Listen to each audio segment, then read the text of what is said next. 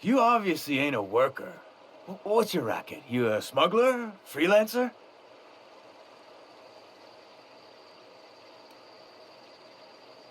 Edgewater is a company town, board-owned and operated. That includes the cemetery. None of us own our grave sites. We rent them from the company. Renting means money. Money means paperwork. Paperwork means signatures. Some of our families become a mite delinquent in paying their dues, you see?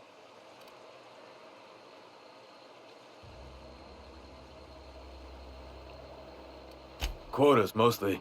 Got a backlog of graves to fill. Bodies won't bury themselves, you know?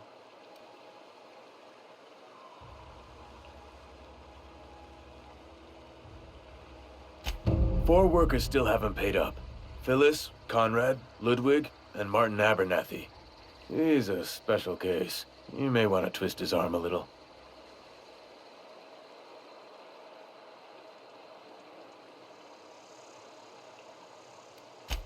He just is. Look, I don't want to get into it. Just make sure he pays up. Conrad's got a barbershop in town. Phyllis works at the cannery most hours. Abernathy... I ain't seen him in a few days. His domicile is near the cannery. You'll find him in town. All except Ludwig, that is. He's over by the landing pad. Yes, Mr. Thompson. I'm fine, Mr. Thompson. Never been healthier. Whoa, did Mr. Thompson send you? Well, you tell Mr. Thompson I'll be right at my post. Tomorrow. Bright and early tomorrow. Because I'm definitely not plagued. As spry as a spring chicken. That's old Abernathy. You some sort of wandering alienist? Walking into a man's own domicile, pestering him about his mental state?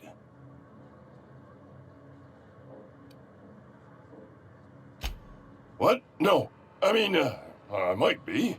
That depends on who's asking.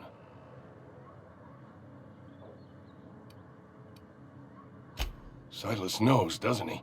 That's why he sent you. That's why he wants me to pay up. He knows.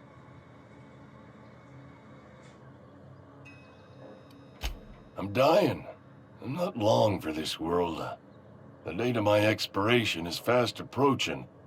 And soon I shall be ushered through the great cannery in the skies. Don't say that, Mr. Abernathy. You still got a couple decades in you. I'd steer clear, Ms. Holcomb. My affliction's bound to be contagious. It's plague. Has to be. Silas knows. He knows I got one foot in my grave, and now he wants to charge me for the other one.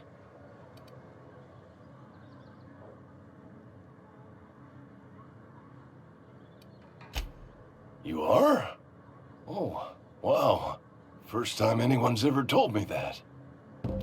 I'll pay your fees. I don't want any trouble from Silas. But if you could see a way to freelancing for me, I could really use the help.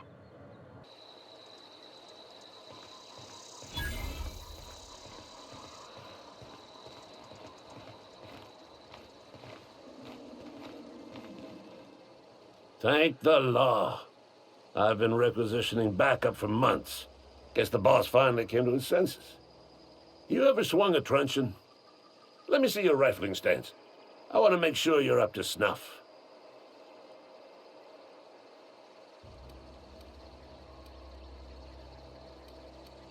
I'm talking about mechanical soldier. Cold, heartless automatons made of iron and lies. Just my luck. I ask for backup and the boss sends me one of them simple folk. All right. Listen real close. Auto-mechanicals. Creatures forged in the fires of malevolence. I seen them over by the old power plant. Clattering about, firing at the birds, orchestrating their uprising. When the swarms of mechanicals come clanging on over that hill, where will you be? Cowering beneath your cot? Or standing, shoulder to shoulder with the resistance? I told Silas I'd pay my dues if he agreed to join the resistance. Guess this means he's finally heard the calling.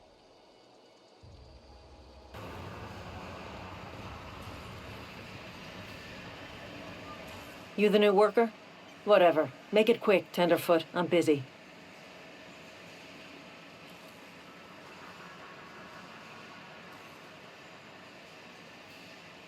Foreman Granger, mind those words don't come out of your mouth unless preceded by yes or right away or thank you.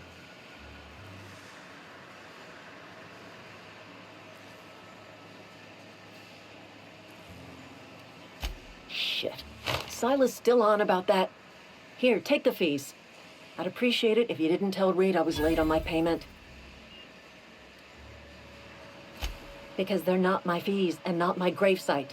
Guy I worked with shot himself. I paid the bill. I could do without the sarcasm. Wasn't acting out of the goodness of my heart. Law requires delinquent gravesite fees to be paid by the deceased party's closest living relative, which meant me. Shame, though. Eugene was a good worker. Woke up one morning and put a round through his upper story. Can't imagine why. The kid was doing all right at his desk. We all thought he was an upstanding receptionist. Just between the two of us, I'm pretty shocked his weapon didn't misfire. Spacer's Choice handguns aren't the most reliable.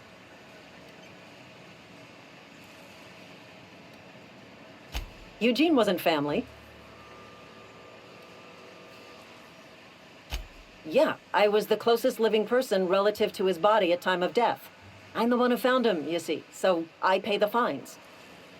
Suicide's a crime. The legal term is irreparable damage to company property. What Eugene did to himself was vandalism.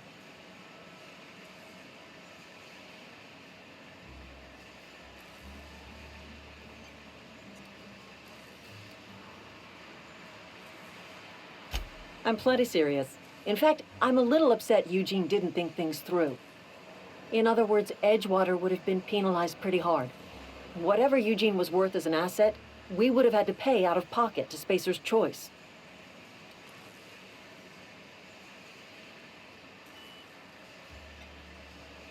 Well, excuse you. I'll have you know, Eugene was an asset to us all. May his atoms be commended to the law. All I know is Silas asked me for Eugene's gravesite fees, which means he was approved for burial, which means his papers went through, which means the town's in the clear. I'm just glad to put this whole ugly affair behind me. Eugene can rest his bones in peace, and the rest of us can get on with our own lives.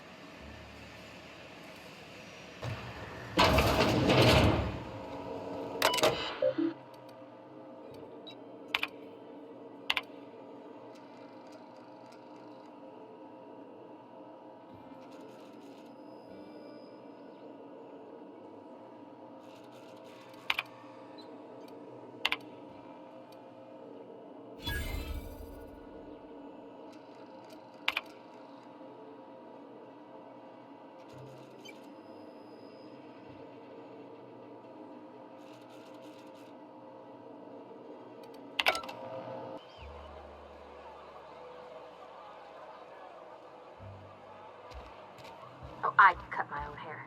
But Conrad sells real good disinfectant. Please don't touch anything. Your hands are probably crawling with germs. Physical hygiene recapitulates moral hygiene. Cleanliness is next to lawfulness.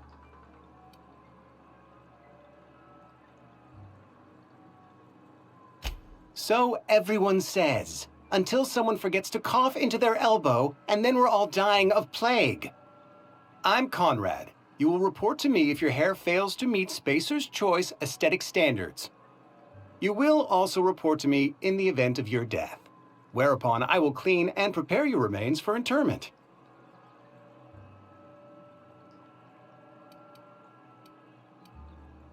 Ah, gravesite fees.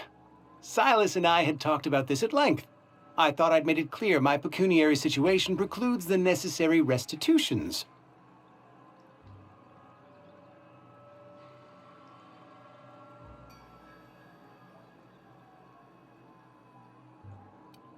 As broke as pie crust, friend.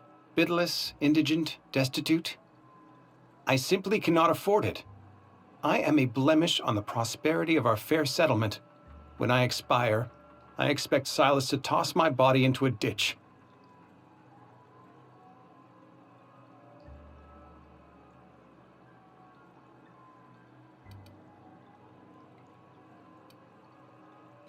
With what?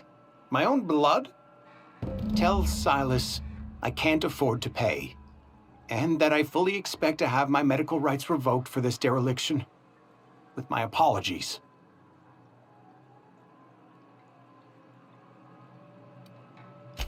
Some time ago, I fell ill with the plague. By the grace of the law, and through my own hard work, I'd proven worthy of treatment. Frankly, I don't imagine I'll earn that right a second time.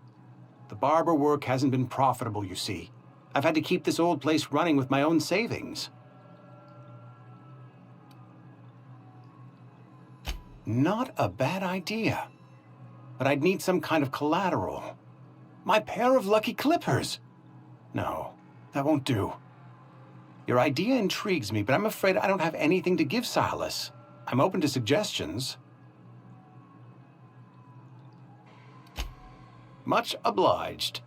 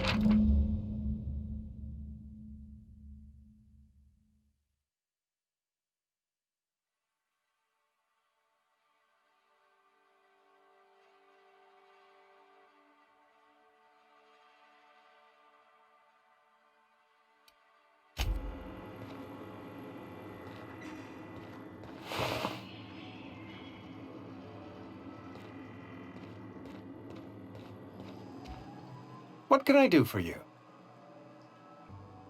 You know about Eugene? How?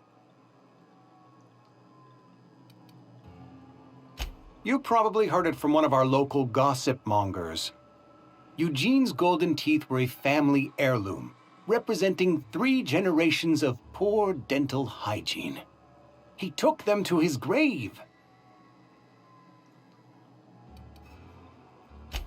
More than a few. Those teeth were his personal savings. I can't ask Silas to dig up a man's body and pry a few teeth loose from his jaw just to pay my bills. Can I? Are you asking rhetorically? Because if you're being serious... Ugh, gross. Desperate measures, Miss Holcomb. Desperate measures. I'm going to have to ask Silas to dig up those teeth. It's the only way I'm paying my gravesite fees.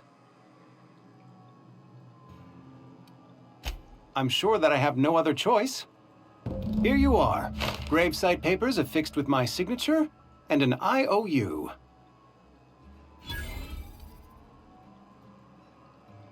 Eugene was not a suicide. He put a bullet in his brain, yes, but that's largely a technicality. I was the one who prepared Eugene's body for interment. I discovered symptoms of the plague on his corpse, and I discovered medicine in his pocket. Lots of medicine. Eugene overdosed on adrenatime, which is known to cause psychosis and paranoia as possible side effects. The paranoia drove him to take his own life. It's a miracle of bureaucracy. If Eugene's death were filed as a suicide, we'd all pay the price for his crime. We can all thank our lucky stars that young Eugene was hopped up on medication and suffered its predictable side effect. I included it all in my official report. I'd like to think I saved Edgewater a great deal of money. We never could have paid the fines associated with a suicide.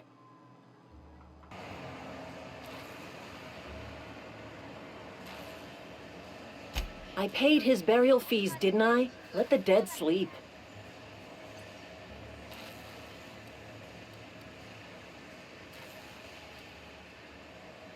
I don't understand. I found Eugene's body. I know the guy shot himself. Wait, are you telling me he was murdered?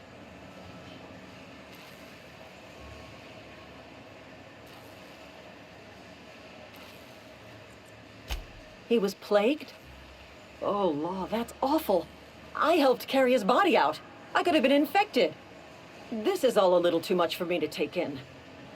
But I guess if Eugene wasn't a suicide, our town won't have to pay a penalty.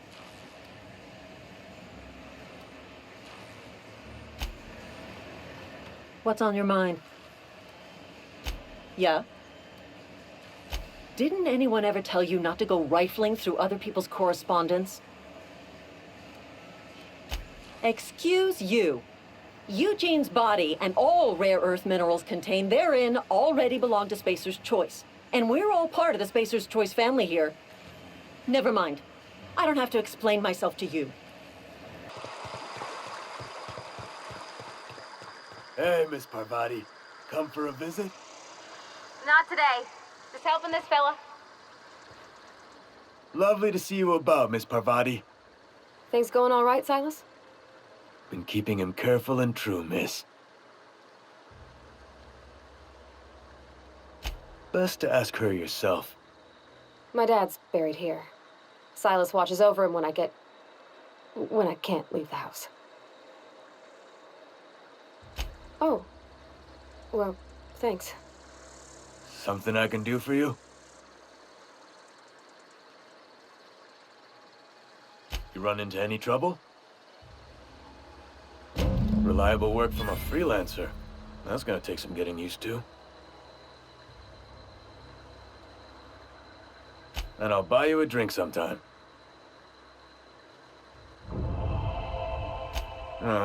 Suppose you've earned it. One good turn deserves another. Abernathy was sick? With the plague? That's disgusting. I shook hands with the guy. What? No. If I knew he was sick, I would have had him reported. I needed his fees because of his name. A, for Abernathy. He was at the top of my list, you see? Something I can do for you? Yeah? What about him?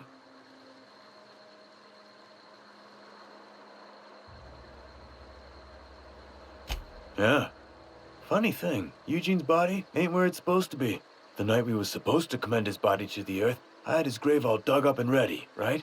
And so I thought, I'll just rest my eyes a bit. When I woke up, his body was gone. Spirited away. Vanished. The footprints nearby suggested that Eugene was stolen by marauders. Or he rose from the dead. Let me know if you find anything.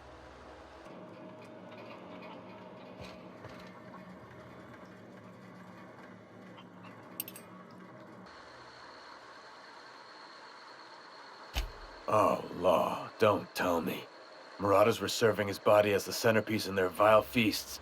Did they stick a mock apple in his mouth?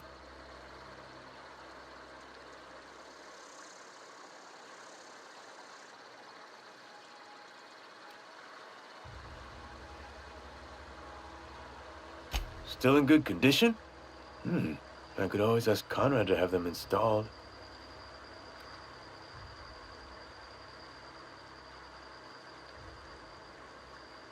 Eugene's teeth were handed down the generations, and my old chompers ain't getting any prettier.